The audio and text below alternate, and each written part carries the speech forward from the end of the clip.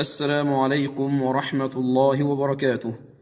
الحمد لله والصلاة والسلام على رسول الله صلى الله عليه وسلم.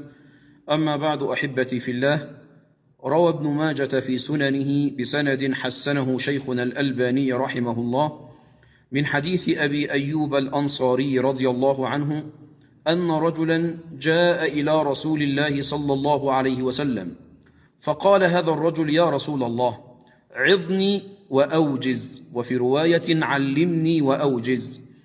فقال له النبي صلى الله عليه وسلم: إذا قمت إلى صلاتك فصل صلاة مودع، ولا تتكلم بكلام تعتذر منه غدا، واجعل اليأس مما في أيدي الناس.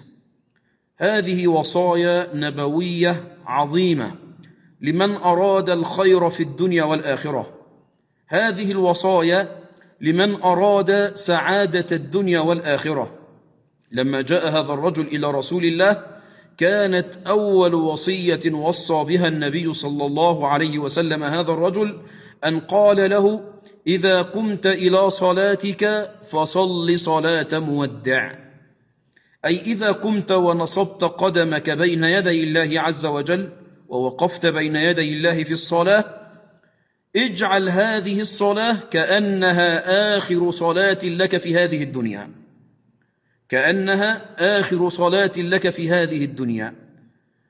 وإذا جاءك ملك الموت وقال لك تمنى، لو جاءك مثلا ملك الموت وقال لك تمنى، فتتمنى أن تصلي لله ركعتين، بالله عليك إذا علمت أن هذه الصلاة هي آخر صلاة لك في هذه الدنيا، هل تنشغل أثناء صلاتك بالدنيا وشهواتها وملذاتها؟ هل تفكر في الزوجة والولد والمال والمتاع والضيعات وغير ذلك؟ لا والله، لا تفكر إلا في الآخرة. بل وربما دخلت في الصلاة وما خرجت منها، تطول الصلاة وتحسنها وتخشع في صلاتك، وسبحان الله يطمئن قلبك. كثير من الناس يشتكي يا شيخ: لا نخشع في صلاتنا، لا يطمئن هذا القلب في الصلاة. كثير من الناس يشتكي إذا دخل في صلاته انشغل وجاءته الوساوس والأفكار وهذه الأمور. هذه الوصية الغالية من رسول الله: إذا أردت أن تخشع في صلاتك، إذا أردت أن يطمئن هذا القلب في الصلاة، اعمل بوصية رسول الله صلى الله عليه وسلم: إذا قمت إلى صلاتك فصل صلاة مودع. وهذا سبب من الأسباب الكثيرة التي تعينك على الخشوع في الصلاة، لأن هناك أسباب كثيرة وشروط إذا حققتها حققت الخشوع في الصلاة، وهناك موانع إذا انتفيت هذه الموانع حققت الخشوع في الصلاة. فعندما يدخل الإنسان إلى صلاته لابد أن يقطع كل الموانع التي تشغله عن صلاته، ويحقق هذه الشروط التي تعينه على الخشوع وحضور القلب في الصلاة. لذا كان أحد السلف يقول: منذ 20 سنة ما صليت صلاة وأنا أظن أنني سأصلي غيرها. يعني هو يعتقد أن هذه الصلاة ستكون هذه آخر صلاة له في هذه الدنيا. هذا يعينه على الخشوع وحضور القلب أثناء الصلاة. إذا قمت إلى صلاتك فصل صلاة مودع. ثم قال له النبي صلى الله عليه وسلم: ولا تتكلم بكلام تعتذر منه غدا. احفظ لسانك، احفظ هذا اللسان، ولا تتكلم به بسوء أو شيء يغضب الله عز وجل. فإنك إذا تكلمت كلاما يغضب الله عز وجل ثم أردت أن تعتذر لربك وأن ترجع إلى الله عز وجل، تبت إلى الله. فلماذا تفعل هذا الفعل؟ ولماذا تضع نفسك في هذا الموضع أن تعتذر، سواء كان هذا الاعتذار مع الله عز وجل بالتوبة والرجوع إلى الله، أو مع الخلق مع الناس، أن تتكلم بسوء الكلام في شخص ما، أو أن تغتابه، أو أن تتكلم عنه بسوء، ثم تأتي بعد ذلك فتندم وتعتذر له. لماذا لم تحفظ لسانك من البداية؟ والله أمرنا ألا نتكلم إلا بكلام يرضيه.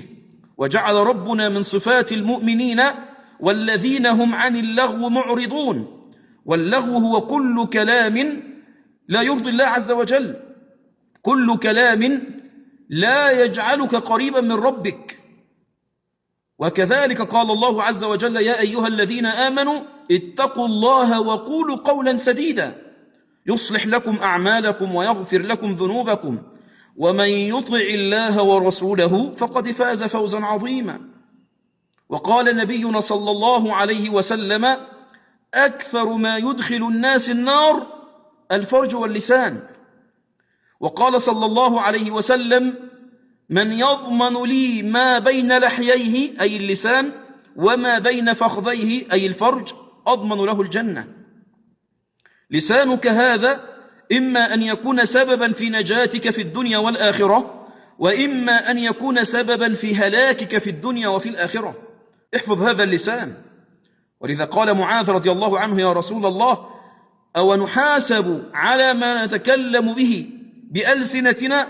قال: ثكلتك أمك يا معاذ، وهل يكب الناس في النار على وجوههم أو على مناخرهم إلا حصائد ألسنتهم؟ فاتقوا الله عباد الله، ولا تتكلموا بكلام لا يرضي الله عز وجل ويضعك في موقف سواء كنت تعتذر فيه إلى الله أو تعتذر فيه إلى الخلق. كذلك كانت من وصية النبي صلى الله عليه وسلم أن قال: واجعل اليأس مما في أيدي الناس. وطن نفسك دائما على أن ترضى وأن تقنع بما أعطاه الله عز وجل لك، ولا تنظر إلى ما في أيدي الناس سواء من مال أو جاه ومنصب وغير ذلك، فكل ذلك دنيا فانية ويزول، كل ذلك دنيا فانية ويزول. والمؤمن يعتقد اعتقادا جازما بأنه لا يخرج من هذه الدنيا إلا وقد استكمل رزقه الذي كتبه الله له وأجله الذي كتبه الله عز وجل له، فلا ينظر إلى غيره ولا إلى ما في يد غيره ويقنع. الذي ينظر إلى غيره أو إلى ما في يد غيره أيها الأحبة لا يرتاح أبدا في حياته، يظل دائما مهموما مشغولا بغيره، لا يهدأ له بال ولا يستقر له قرار ولا يسعد أبدا في دنياه، لأنه دائما مطلع أو متطلع إلى ما في أيدي الناس، فمهما أعطي من خير ومن رزق لا يرضى. لذا كن عندك رضا وقناعة بما أعطاه الله لك، ولا تنظر لغيرك، واعلم دائما أن رزقك الذي قدره الله لك سيأتيك، كما قال النبي صلى الله عليه وسلم: إن روح القدس قد نفث في روعي بأنها لن تموت نفس حتى تستكمل رزقها وأجلها، فاتقوا الله وأجملوا في الطلب، فإن ما عند الله لا ينال إلا بطاعته. إياك أن يحملك استبطاء الرزق على أن تطلبه بمعصية الله، فإن ما عند الله تعالى لا ينال إلا بطاعته، أو كما قال صلى الله عليه وسلم: النفس تجزع أن تكون فقيرة، والفقر خير من غنى يطغيها، وغنى النفوس هو الكفاف، فإن أبت فجميع ما في الأرض لا يكفيها. هي القناعة فالزمها تكن ملكا، لو لم يكن لك إلا راحة البدن، وانظر لمن ملك الدنيا بأجمعها، هل خرج منها بغير الطيب والكفن؟ هل راح منها بغير الطيب والكفن؟ اقنع بما كتبه الله لك، وارضى بما قسمه الله لك، ولا تنظر إلى أحد ولا ما في أيدي الناس. تعيش في هذه الدنيا سعيدا مرتاح البال، مستقر القلب، مطمئن القلب، منشرح الصدر. أسأل الله جل وعلا أن يوسع لنا ولكم في أرزاقنا بالحلال الطيب، وأن يرزقنا القناعة والعمل الصالح في هذه الدنيا وحسن الخاتمة، وأن يجمعنا بكم في جنات النعيم إخوانا على سرر متقابلين، وأن يجمعنا بحبيبنا ونبينا صلى الله عليه وسلم، وأن يسقنا من حوضه شربة هنيئة مريئة لا نرد ولا نظمأ بعدها أبدا، وأن يمتعنا وإياكم بلذة النظر إلى وجهه الكريم، إنه ولي ذلك والقادر عليه. والسلام عليكم ورحمة الله وبركاته.